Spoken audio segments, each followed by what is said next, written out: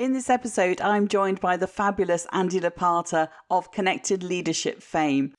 It's about how to build, nurture and leverage professional relationships. Yeah. You know, with the help of other people, whatever you're trying to achieve becomes so much easier. I'm sure we're going to get a ton of really valuable insights and input today, and I'm thrilled to have Andy on the show. So come join us after the intro. Welcome to the Leverage Business Podcast, where we believe business success is about working smarter, not harder, leveraging your time and expertise in ways that fit the digital age you and your clients live in today. I'm your host, Jay Allison, author of Leverage Consulting in the Digital Age and founder of the iSuccess Business Academy. And every week I'll be sharing insights into how you can apply the power of leverage to grow your consulting, coaching, or other expert services business and create true freedom and independent success with mindset, marketing, and money model breakthroughs. Because when you get leveraged, the sky's the limit. Let's go for it.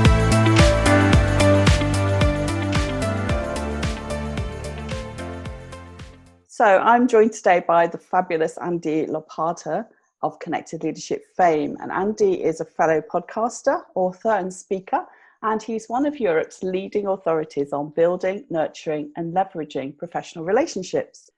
I'm sure we're going to learn a ton of impactful strategies today and grab some great networking tips too. So professional relationships underpin so much in terms of business success, yet few people or businesses really focus on how to build and grow relationships. So I'm thrilled to have Andy on the show so we can get into why making connections matter and how to leverage your relationships. So welcome, Andy, and welcome to the Leverage Business Podcast. You're our very first guest. So thank you so much for saying yes to my invitation. I know it was a bit of a tight time frame to get this organized. So welcome. What an honor. No, I'm happy to join and happy to help. Great. So, I mean, it sounds obvious that relationships are important in business, as in all aspects of life and career, but I know there's so much more to it than we think. So I'd like to focus first on how to make the relationships you do have work brilliantly for you in your business, and then how you can grow and leverage these connections and networks most effectively. But first, let's get to know you a little bit. So, I mean, tell us a bit about your background, but I guess what I'm asking is not so much what you do, but how did you get into the area of your work in terms of helping people build great relationships? Well, I've been involved in the fields of networking and professional relationships for 21 years now. And, you know, as befits what I do, it came through a network, effectively, and the closest ones you could possibly get, because I joined my dad's business. So I sort of jumped from job to job in my 20s. And then I quit the corporate world to become a freelance writer, said I could never work for anyone else again. And my dad, 6 months before, had co-founded a business network, and he asked me to come in and help. And that's how I got into it. And we ran the network together with our business partner for 7 years and launched our own, but that was not the right thing to do, let's just put it that way. And then for the last 13 years, I've been working with corporates. I've been speaking and talking about initially networking, but I pivoted or repositioned it to professional relationships last year, because when people hear the term networking, they think of networking events or maybe LinkedIn. And what I was teaching was so much more than that. It was about the relationships that you forge, as you just said, the relationships you've already got. You don't need to go to a networking event to meet someone you already know.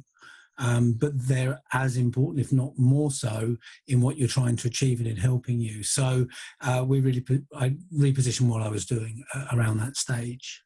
Yeah, because I was struck by the fact that you say building, nurturing and leveraging as sort of 3 stages almost. So I'd like to dig into that a little bit as we go through our conversation. I think that's really interesting. So, I mean, how would your friends and family then describe what you do for a living? Expletives removed. That's a really interesting question, actually. I think most people get it. Most people understand. Some people might talk more about how I deliver it than what I deliver. So they might know I'm a speaker. Yeah. They may know that I've written books, they probably will know that I've written books. It's very interesting that I'm a member of the Professional Speaking Association and have been for a very long time. And I tend not to call myself a speaker. It's something that I do, but you can fall into that. But it's occurred to me I never call myself an author, and yet my 5th book is about to come out. But I think they would know those two things.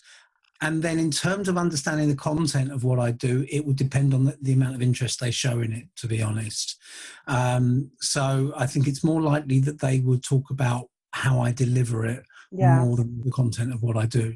I think there's a lesson in there for all of us, actually, is not to put ourselves in boxes and labels, because we talk a lot about the result that you help people get. And I think that's very much been the focus of certainly the story you've just told about your trajectory. And in fact, when I've looked through your books, and I've read the most recent one, in fact, your story is almost in the titles of those books as they've come through, isn't it? What's the focus of your Connected Leadership book, particularly at the moment, that's just out?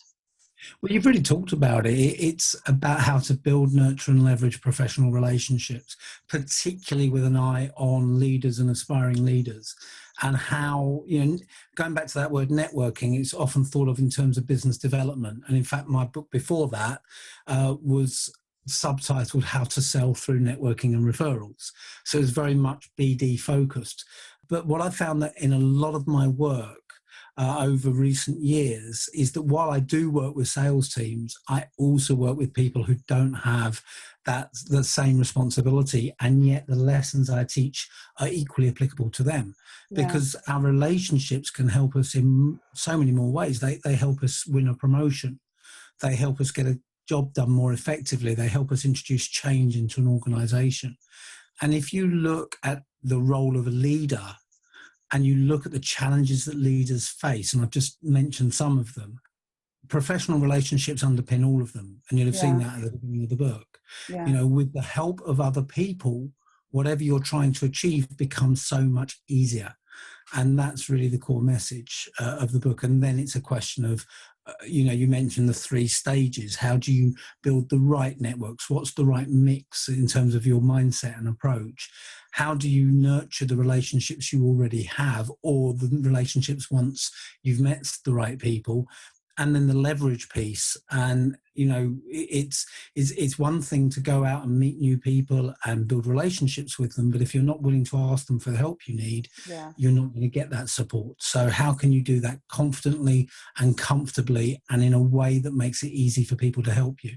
Yeah, and it's actually, it occurred to me that it wasn't just about assuming that, people would kind of return a favor, but actually asking for the help and being comfortable and confident with that. Those are definitely key messages that come out from me, from what you're saying now, and from your book. And in fact, you've interviewed so many people, so many leaders in your podcast already. I'm very impressed how you rally all these people around. I mean, how have you got all these great connections with these leaders to get them on your podcast? You'd be worried if I didn't, wouldn't you? Yeah. I didn't what I teach. I'm delighted with the start we've made. In the first 2 months of the podcast, I've got an Olympic bronze medalist. I have a Forbes and Harvard Business Review and Psychology Today contributor. I've got an astronaut, came out this week, Charlie Kamada, and that's a fascinating interview. He talks about, he was on the backup crew for Columbia, which was the mission where the 7 astronauts died when the shuttle exploded on re-entry, and he was backup crew for that, and he went up on the next mission, and he pulls no punches in terms of the arrogance he sees in NASA's response to the disaster. So it's fascinating. I felt like a grown-up Radio 4 journalist. Wow. Yeah, really interesting stuff. And so we've got, there's this range of fantastic guests, the former CEO of Porsche and BMW. And how do I have those people? Mainly because I've met them over the years and I stayed in touch. In other words, I've applied the lessons that I teach in the book. There are some people like Charlie the astronaut who I've met recently. So we were on the same Zoom panel together. He said some things that resonated with what I talk about and had been talking about. I was the special guest for the panel, if you like. It's a weekly thing in New York. And I just dropped him an email the next day and said, you know, I was really interested in what you said about X and Y. Would you be interested in coming on? And he said, I love what you said. Yes, let's do it. And but we have built a relationship since. I've talked to him about his publishing options because he wants to write 3 books. I've made introductions for him. So we have accelerated that connection very quickly. So he talked benefit. about, yeah, well, one of the things he talked about on the panel that we talk about on the podcast as well, and that triggered my response, is he talks about having a Friends of Charlie network. And we talk about that on the podcast. And he said to me, you know, I count you now as well. And that's because I didn't just ask him for something, do it and forget about it, but we've developed a relationship, and that's key. Yeah, and it's interesting because there's 2 sides. There's one is about keeping the contact, keeping it alive, if you like, even if it's, you know, not that regular, but at least, you know, not that frequent rather, but it is regular. And then obviously being opportunistic about jumping on sort of new people, if you like. Sorry, that sounds a bit of a wrong metaphor really, but yeah, just taking the opportunity to think, wow, that person really fits into what I'm trying to do here. So okay, so you've been at it for years. You've got all these great connections. What's your best advice for someone who's starting out with building professional relationships or leveraging their network, or if they need to get back into it? Well, actually, I just wanted to say to what you just said, and if this goes to the answer to this question, is the example I gave you with Charlie. I had something specific to ask him in the moment, but that's not what I would normally teach. I think that was relevant in the moment, and it was okay to ask that. But my advice to people just starting out or getting back into it, or even if you have the network but you meet someone new, is pursue the relationship, not the sale. And the sale could mean any number of things, but not the transaction. So just, you know, you recognize someone who might have value to you, or with whom you have a rapport or something in common, and you recognize that there would be some kind of value. And sometimes it's very obvious, and sometimes it's a feeling. There will be value one way or the other at some point in your relationship. Have that focus on the medium to long term. You know, when I look at a room when I'm delivering a workshop or a talk, and I see a lot of 20-something or 30-something or even 40-something faces in that audience, I'll stress how long they have in their career ahead of them. And we're conditioned to look at what we are going to achieve in the next 6 months or the next 3 months. You know, if you work for a New York Stock Exchange listed company, you're judged on your quarterly results. So the next 3 months, and that kills good relationship building. So my advice would be focus on the long term. Find people who, you know, in the book I talk about blended mindset. And you kindly left a review of the book on Amazon where this jumped out for you, I noticed. But it's about the mindset we take into building relationships and how much we focus strategically and how much we focus relationally. That was my next question. Well, because it is that. I know people want a quick win. So I think it's quite hard to hear, especially if you're looking at leveraging your business and you kind of want to feel that you've got a return on investment. So how do you marry the distinction you make between being strategic and being relational in a sort of timeline manner? Well, I think there's a couple of things there. The first is that you strike the balance in your mindset and approach. So the strategic approach, and I share it in the book, is understanding where the gaps are in your network and who you need to either build stronger relationships with, who you have strong relationships with but you're not asking the right questions, or who you need to meet. And in some of those cases, you need to be short-term focused. That's fine, but understand that when you take that short-term approach, you're sacrificing some of the long-term benefits of building a deeper relationship first. Yeah. And you might come across as being a bit too sort of eager and desperate as well if you pursue with that mindset. Yeah. It can be. I think if you balance it and if you understand the way you're doing it and you also understand how to communicate with other people, you can manage a short-term approach without being desperate, because it's in the way that you ask as well, and it's the questions you pose, the conversations you have. I had a call with someone this morning that I've been talking to about a mentoring program, and my reason for the call, and he'll have been aware of this, was to get him onto the mentoring program. But, you know, I didn't have to ask, because I asked about him. I showed a real interest in where he's at. We talked around the market at the moment and so on. And I just let the conversation flow, ready to ask if he didn't, but he raised it. Yeah. Because I It didn't seemed a push. natural progression from your conversation that, Exactly. yeah. And in one conversation, you can be Yeah. patient. Yeah. So in several you can. So that's part one of the answer, is just balancing those two mindsets. Part two, when I do a lot of my work with corporates, and I will be working with the senior management who bring me in are looking at their targets and they're looking at their results and saying, how can we improve these now? When they bring me in, I say, you do know my focus is on long-term relationship building. When I'm then working with their teams, I will look at both.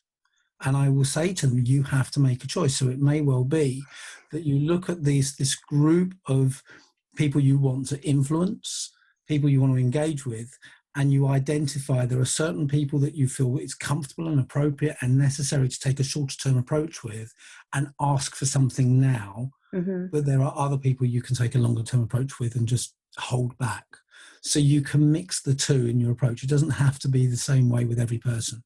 Yeah, I mean, I work a lot with corporate organisations in the non-profit sector, and I do a lot of strategic planning with them. And they still, even though they're looking at sort of like the future vision, they still want those quick wins. They still want to identify the low-hanging fruit, is a very common term. So, I mean, I really liked, in terms of this sort of relational approach, but I liked the story about your backpacking in terms of, because me, a lot of what I do is around the digital age, is around leveraging digital technology.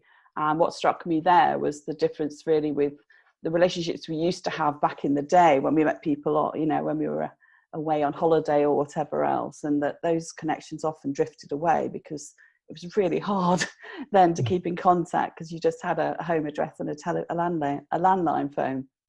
But now with email and social media, I mean, that really made me realize that, you know, are we really using the opportunity? And so many people shy away from social media, but I've definitely found, both in my personal life and business, that it's really nice to make that relational connection with people, and you never know what comes out of it. So like the person perhaps you had on the phone who went into your mentoring program, there's people that are personal connections end up in your business, and there's business connections that end up as friends.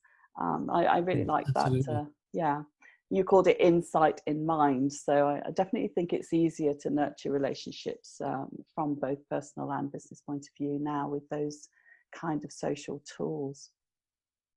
Definitely. The insight in mind, I think, is the most undervalued benefit of social media. Yeah, And people who deride it don't recognize that. But if you post something, well, you know, we've never met, but we have commented on, liked each other's social media posts. Yeah. So We we met feel through a membership like, and connected yeah, from through our there. podcast And membership, yeah, but then we connected on Facebook and I can't remember if we're on LinkedIn. But I know you've engaged with a number of my posts about my podcasts. yeah. And so that's made me recognize you as someone who supports what I do, and made me feel like I know you when I don't. That's insight in mind. It's a kind of like-mindedness, isn't it? Which I'm always sort of on the search for when I make those connections. So I mean, it's probably a little bit of jumping into something else now, but I really wanted to explore to some extent the you were talking about three things that influence career progression.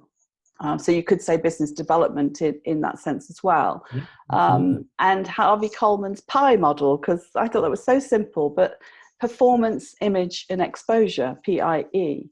So how well you do your job is actually only 30% of it. And we're often talking a lot about how good we are and promoting ourselves in our networks. But actually, a lot of it is about working on image and exposure and being very clear and confident in what you do and making sure you're visible. So again, that's one of the ways we met, isn't it? Is through visibility through podcasting. yeah. But that actually was, in your words, a whopping 60%. About who knows about you, what they think about you, and what they like and value. So what's your experience of that in the real world in terms of how people are using that kind of thinking? Well, first of all, actually, what you do, the performance wasn't 30, it was 10% of the factors that go into promotion. So the way I describe it is performance is what you do, 10%. Image is what people know about what you do or how they perceive what you do, Okay. 30%. Exposure, who knows what you do, 60%. Yeah. And I think you can look at that in all facets of professional life. So if, for example, you run a small business, let's say you write software, as an example, your software may be the most dynamic, the most effective, and the most easy to use and user-friendly in its field. It could be phenomenal. But if it's not perceived as such, if people don't perceive those benefits, then it's not going to sell. And if no one knows about it, or the key influencers in the market you sell to are unaware of not only of the software, but of that message, then it's not going to get the traction that you're looking for. We talked about it earlier. You say about real world examples. You asked me what my friends and family would say about what I do. And if they just know I'm a speaker, for example, or an author, then they're not going to recognize opportunities for me if it comes to working with, use an example that we've touched on a lot, a sales team that are looking for more referrals. So they need to know that I work with sales teams helping them drive more referrals in order to help me generate that type of referral for myself. With marketing, we talk a lot about your message being driven by I help people too, that it's very results focused, outcomes focused. So it doesn't matter what the vehicle is for how you do that.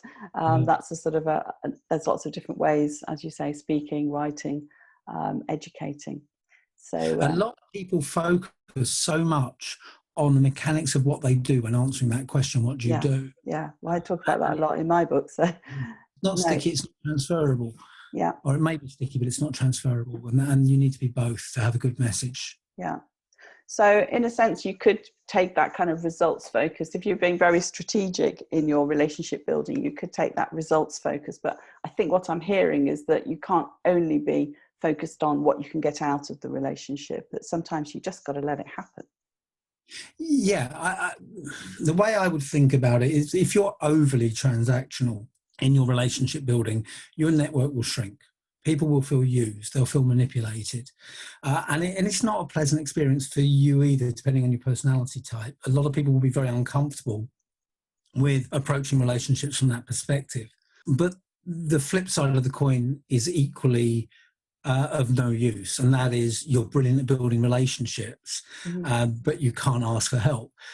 Dr. Ivan Meisner, who founded BNI, which your listeners may be aware of, world's largest referral-focused networks, came up with a process he called VCP. And VCP stands for visibility plus credibility equals profitability. So you get people to know who you are first, then you get them to trust you, then they'll buy from you, refer you, whatever that represents in your world. In his book, Business, Networking and Sex, which is looking at gender in networking, he talks about the difference between men and women. And I work with a lot of women's networks in corporates. And I nervously share this because I'm talking to a man talking to a room full of women and telling women, how they network is quite a nerve-wracking experience. But, each time they laugh along and nod along madly when I share, Dr. Ivan Meisner's results.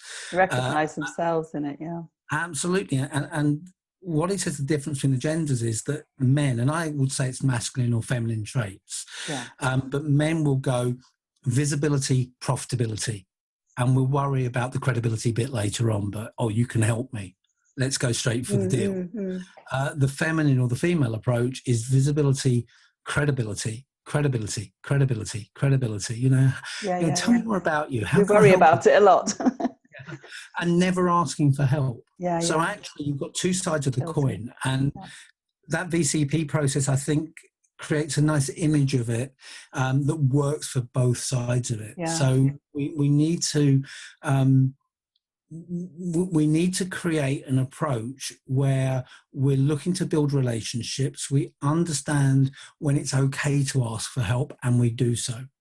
So when I teach referrals, I suggest to people that they score potential champions, people who can refer them, on 3 scores: willingness to refer, understanding, and opportunity. And that willingness to refer, or trust, they're interrelated. If someone scores 4 out of 10 for willing to refer you, are you really going to ask for a referral? And if you need to, and for referral, read help in any form, information, insight, whatever it might be. If you were to, what quality of support can you expect? Because their heart's not going to be in it. So it's in your interest, if you can, to be patient and build the relationships. That willingness is at 8, 9, or 10, because then they'll put their heart and soul into the support that you're seeking. Now, I know we don't always like to come down to numbers, but that sort of a scoring system, it really does help because, as you know, I'm all about leverage. This is the Leverage Business Podcast. So it is about where to spend your time and energy as well, in terms of picking and choosing the right relationships to build in the first place, the right ones to nurture, and the timing, if you like, for when to leverage those connections. Closely related, and given what you've just said, I think you'll like this. I also have a model. It is in the book, actually, so you will have seen it. I have a model called the influence map. And it's, it's my twist on stakeholder mapping. But with the influence map, you look at, there's a key person you need to influence. You need them to hear about you, to know about you. They're the key decision maker, for example. And you map out all the people who influence them. And you might go to 2 degrees of separation. And then for each person there, similarly to the referral approach, you score them on 3 areas. And they're very similar scores. So the scores are: how well do you know them? How well do you understand what's important to them? And how influential are they? And what's interesting when I do this with groups is you see maps come up, people where they have really strong relationships. So how well do you know them is 8 out of 10. How influential are they is 3. Yeah. And yet you've got other people where how well do you know them is 3 out of 10. How influential are they is 9 or 10. It's a bit like that impact and probability kind of method, isn't it? And I know some of us like that mechanics because it does help us to be more strategic. But I keep coming back to the fact that you're telling us balance is, get the balance right. So that's and you can do this homework in the background. You can understand where are you not building the right relationships. I'm not saying discard people because they're not useful to you. That would never be my approach.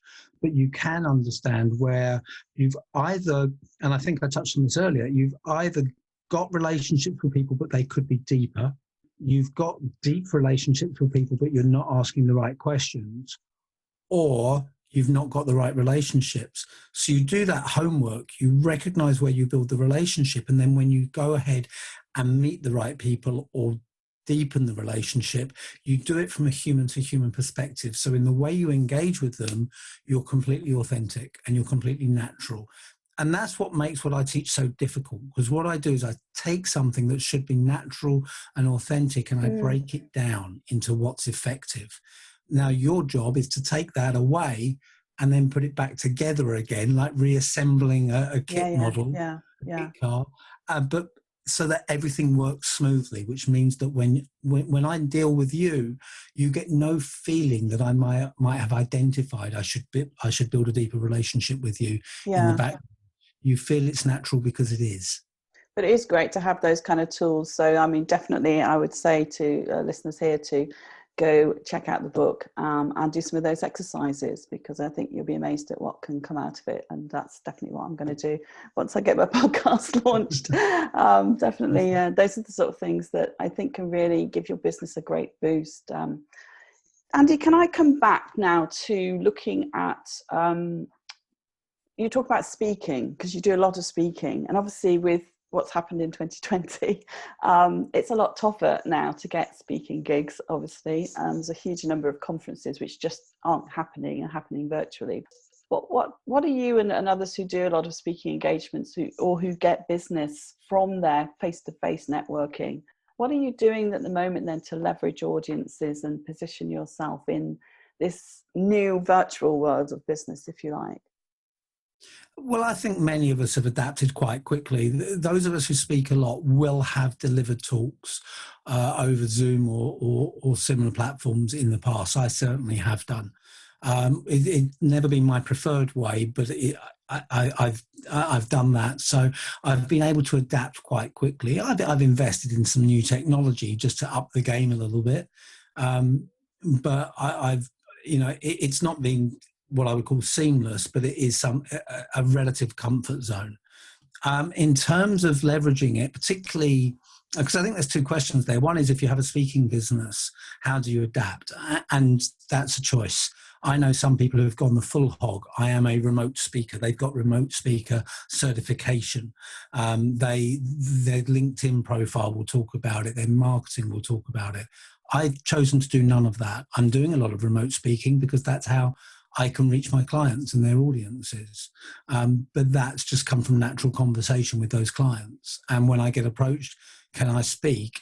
It will be, I know now, it will be a virtual event more often than it will be a physical event for the moment. In terms of how do you leverage your network better, and this is something that this is most of my work with clients at the moment, or a lot of it. I think there's a couple of things. It's easy to say, just reach people on Zoom or Teams or whatever they use. There are elements of truth to that, and there are advantages in the fact that people have less travel between meetings and also to and from work. Therefore, they have more time at their desk. Therefore, in theory, they've got more time to speak on video conference. And in theory, when you speak on a video call, you're seeing each other, which is much better than a phone call. I stress in theory on both because we all know what happens when there's vacant time in our diary. It gets filled. So people are still really busy, and I still have clients I can never reach. And in terms of the benefits of video conferencing over calling, two things. One, I think people are getting Zoom fatigue, and we're getting very tired with it. And secondly, since we started talking, and certainly since we started recording on the video of this podcast, I've not looked you in the face once. Hopefully it feels like I've been looking you in the eyes the whole time. Oh, it does, yeah. But I'm looking at the camera.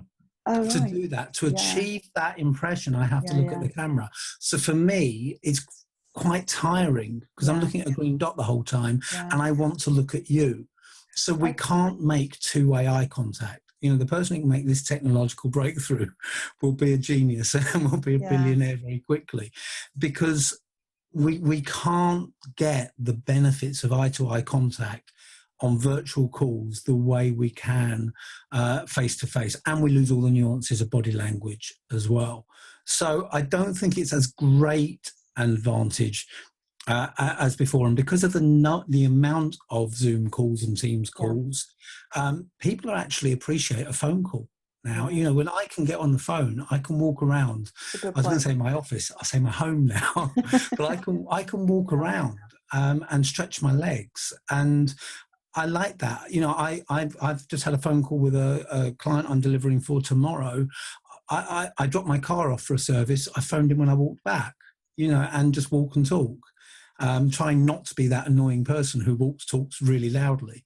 But I think that, so my key recommendation is disrupt. And I know it's a bit of a cliched word, but disrupt the way people are communicating with others. So if they're on Zoom the whole day, phone them. If they're on the phone the whole day, text them. WhatsApp messages, LinkedIn messages. Find out, different people will respond to different channels of communication. Use all of them, and you'll find what suits people the best. So that would be a key one for me. The other key thing that I've learned, particularly over the course of lockdown, is the importance of empathy. And it's important the whole time, but this has really drilled it home. When you're talking to people on Zoom, on Teams particularly, you don't know what's gone on behind the scenes. I delivered a talk, a 2-hour session to clients less than 12 hours after my father died. No, only the client on that call knew, and no one would have known. So you can imagine what was going on in my head. We had a 10-minute break. And I nipped to the loo, and then I had 8 minutes. And I didn't want to turn on my phone or anything else because I knew it would just be messages about my dad. and I didn't want to disrupt my mind. So I had 8 minutes of silence and I had to go back onto the call. My head was just all over the place. And that's quite an extreme example. No one would have known, by the way, in the delivery. Mm-hmm. But that's an extreme example. But you don't know if the person you're talking to has a parent or a family member who's ill, has COVID, for example. That wasn't what happened with my dad, but has COVID, and they're worried about their health, or they've just lost them. You don't know if they or their children or their spouse or someone else close to them is facing furlough or redundancy, or runs, talking, in the UK now, a hospitality business, and they've got all the uncertainty today as we speak. You don't know what's going on. And I think that empathy is so important, and taking time to find the relationship elements of the call. Find the time to say, how are you, and mean it. Yeah. And seek the answer, rather than just saying, right, I need you to do this. I need to do that. Are you ready to buy? Are you ready to do this? Find that. People remember that, don't they? They often, people don't remember what you say or do. It's about how you make them feel. Yeah. And I've been saying throughout lockdown that people will remember how you treat them in lockdown for the rest of your time together. Yeah. It's interesting because with my strategic marketing hat on, we talk a lot in relationships about the know, like, trust continuum. And I liked in your book when you took that further with support and advocate. And why I particularly like that is because one of the things that I do a lot of is evaluation of outcomes. So when you're looking at professional relationships and building them, nurturing them, leveraging them, I'm always looking for the kind of metrics that people should be using. So, how do you measure if someone knows you? How do you measure if they like you or trust you? But you can definitely see, as you went back with your numeric system to model how willing they are to help you, you can definitely measure whether they support and advocate for you. That comes together quite nicely. Yeah. And when I teach that individually, I'll go on intuition, because I think everyone has a different measure of it. So if you're trying to score how willing someone will be to help you, put yourself in their shoes when you ask and see how you feel. Funnily, you should mention it, because I had an email this morning from an associate and friend of mine in Australia, Vanessa Hall. And Vanessa wrote the book, The Truth About Trust in Business. And she's designed a metric to measure trust. Very similar to the Net Promoter Score, but one for trust. And that's very new. She emailed me this morning to say, do you think this would, there would be interest for this in the UK? And I said, I actually think that there's clients of mine where it will be a very good fit. So send me some more information. So, that will be interesting to see what Vanessa's come up with to measure trust in that sense. At the moment, I look at intuition and instinct. So it'll be interesting to see if there is a more scientific way of doing it. And superficially on Facebook, we have a lot about, how many likes or comments you get. So, and they talk about engagement metrics. And I think it's the authenticity, isn't it, of what's underneath that, really, as to whether or not it helps your business, helps your life and your sort of sense of connection with people, short-term and long-term, in that sense. There was always someone in my network, and it will vary, they might do it for 6 months, they may do it for 6 years. There's always at least one person who will like everything I post. and that becomes tiresome, because they're not looking. There's no granularity there. Yeah, well, particularly when you post a 6-minute video and they've liked it within 30 seconds. That's because it's from you. And it's lovely, because it's lovely in a sense, because you understand why, and you understand that they're supporting what you're doing. They're just a super fan. But it's hard to be churlish about that, but at the same time, meaningful means something, if that doesn't sound trite. No, it doesn't at all. And I think, on your website, andylopata.com, which I dived into obviously in preparation for speaking with you, you said connecting is not enough. And I think in a way we've touched on this throughout the discussion, but what would you sort of say you mean by that exactly? Is it some of these points, or is there an extra dimension to that?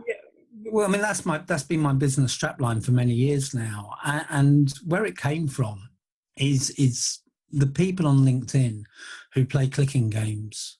Click to connect, click to accept. Oh, look, my network's just got bigger. From a marketing perspective, where you get more reach for your message, then there's an argument for that. But from a networking relationship perspective, it's pointless. And one of the stories I tell is I went to Singapore a few years ago, and I was introduced to a client's former neighbour who lives out there, and she said, "Oh, go and meet." We were looking at potential business opportunities, and he invited me over for a barbecue. And his wife was telling me, now his wife was also in business, and funnily enough, knew about me before she heard I was coming, because she works for BP and I've done a video training course for them. My videos, which gave me a little celebrity moment. It was very nice. But they'd seen me post on LinkedIn a lot about my dislike of this click exchange. And Nikki said that when her daughter Chloe was 2, Nikki had left her iPad open on LinkedIn. And Chloe, seeing this shiny, gleamy thing in the corner, went along, picked it up and went click, click, click, click, click, connect, connect, connect, connect, connect. And I said, did any of those people accept? And she said, yes. I can picture people going, I've got another connection. She works at BP, not knowing it was a 2-year-old. And that's the point of connecting is not enough, because I could click to connect with you. You can click to accept. We can never communicate. And unless you look at the marketing perspective on LinkedIn, in that you'll see my updates and your network might see them if you like them. From a genuine relationship standpoint, there's no value in that exchange of clicks. That's really interesting. It's conversations more than just connections. It's layers, isn't it? And I'm very visual, and I just see these sort of circles and like an onion, and then layers, and building this out. So I think, going back to one of our first questions about how would you set off building relationships, you start on that inside and you identify some first steps, and then you just keep doing a sort of regular activity that builds it out, and you start to see this thing bloom. And obviously not an onion. It's going to be more like petals on a flower, shall we say. What you might be picturing is the 7 stages of relationships that you just talked about. Possibly. The diagram for that is a side section of an onion, but I start with you start in the outer layer and move your way into the inner circle of someone's network. Cool. And that's where you're friends.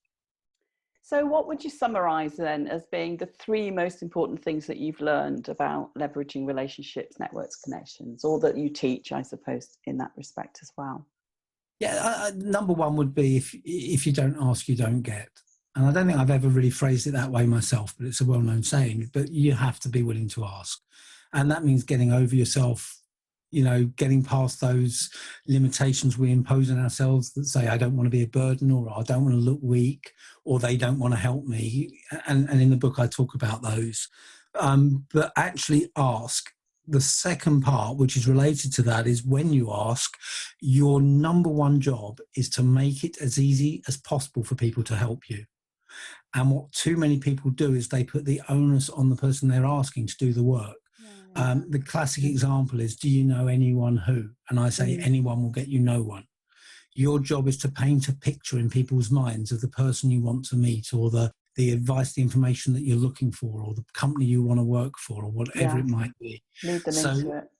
I saw on LinkedIn, someone in my network posted recently, I'm looking for a job if you know anyone who's recruiting. And my comment was, can you be specific about the sector and the role, and be as clear as possible what you're looking for?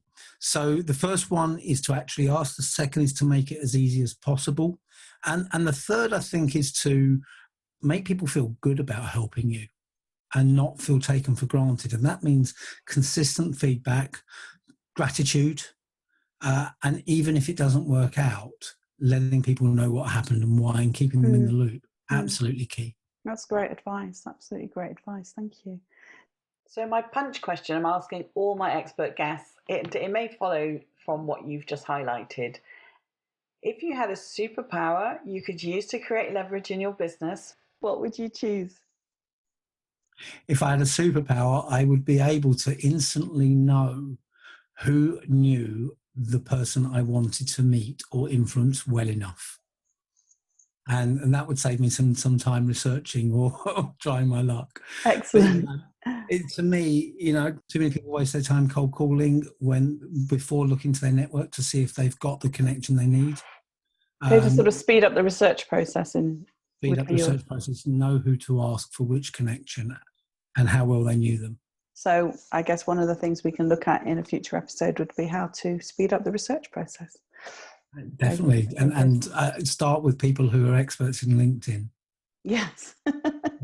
I mean, Andy, there are so many other things I could ask you, but we've taken up quite a lot of time already, and you've given us some fantastic insights and ideas for people to take away here. I've loved exploring these things with you. Is there any parting wisdom you want to leave that we haven't sort of covered already? Yeah, I mean, you've talked a lot about connected leadership, and thank you for mentioning the book. I'm glad you enjoyed it. I do have another book coming out at the end of the year called Just Ask, which goes to the question you just asked me. So if stuff we haven't touched upon or we've touched very lightly upon that I think is really, really important. That the whole principle of Just Ask is that your greatest strength comes from the people around you, but you need to ask for help. And we hear more and more stories in the press these days about suicide rates, depression, mental health issues, and a lot of that is because people feel alone or unable to share. And I think one of the most important things I would share is it's another way of leveraging your network, is leverage your network for the help you need. Never feel that you're on your own. Never feel that you can't do something or you don't know the answer and you can't show weakness. Build a trusted network around you of people that you can turn to without fear of being judged and just say, I don't know, can you help me? And it's closely related to what we've been talking about, and it's sort of moving to the next stage. But that's where I would like people's, I guess, thought processes to then move. I think one of the questions that I kind of skipped over because of the time, we ran out of time really, was about loneliness in leadership. So not just about connections for building your business and potentially finding clients, but the kind of networking and nurturing relationships that help you personally. And obviously mentoring and masterminding spring to mind. And I certainly haven't done enough of that lately. And I should have done during lockdown, because you can start to sort of impact on yourself. So that's a great tip. So you've just mentioned a new book coming out. Where are the best places that people can go and check you out or get in contact? Because there's a lot of different ways in which they can tap into your knowledge around this area. Yeah, well, I would say for the books, it's the major sites. Same with the podcast.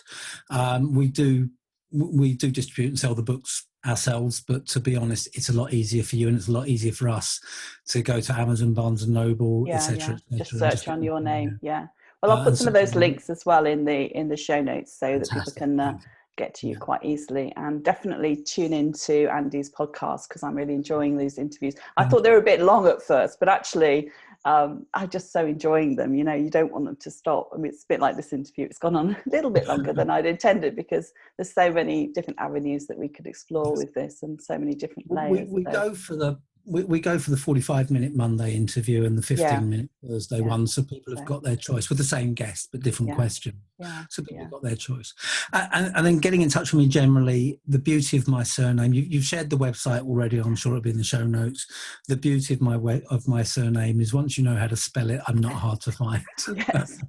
Absolutely. So definitely go over there, leave a comment, let us know your thoughts on all of this, and check out the andylopata.com website. I'm sure you can get to everything else from there as well. So thank you so much. I've definitely enjoyed listening to your insights here as well, and learned lots myself, so I'm sure listeners have too.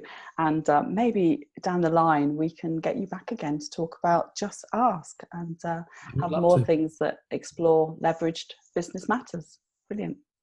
Thank you very much indeed for your time. I've really enjoyed it. Wow, what a great interview that was. That was absolutely packed with some amazing insights and some fabulous advice too. I'll be definitely listening to this again. It was superb. Thank you very much, Andy Lopata, for joining me, and hope to get you back on the show very soon. Thank you for listening to the Leverage Business Podcast. Want to create leverage in your business? Did this episode provide some insights and ideas to be thinking through? If so, subscribe so you get alerts when the next one's released. If you want to learn more or would like help and support with building a leveraged business that achieves true freedom for you, then head over to jallison.com/podcast to find all the resources and links that go with this show on my website and to join our iSuccess community. And if you're enjoying our content, it would be great if you could pop into Apple Podcasts or the app you listen from and leave me a rating and review. Everyone makes a difference to improving our rankings. So thank you if you've done that already. I appreciate you. So hey, that's it. Thank you for listening. I hope you've loved this episode and have some great takeaways to be thinking through. I wish you a pleasant, productive and profitable week, and I'll see you again next time for another episode of the Leverage Business Podcast.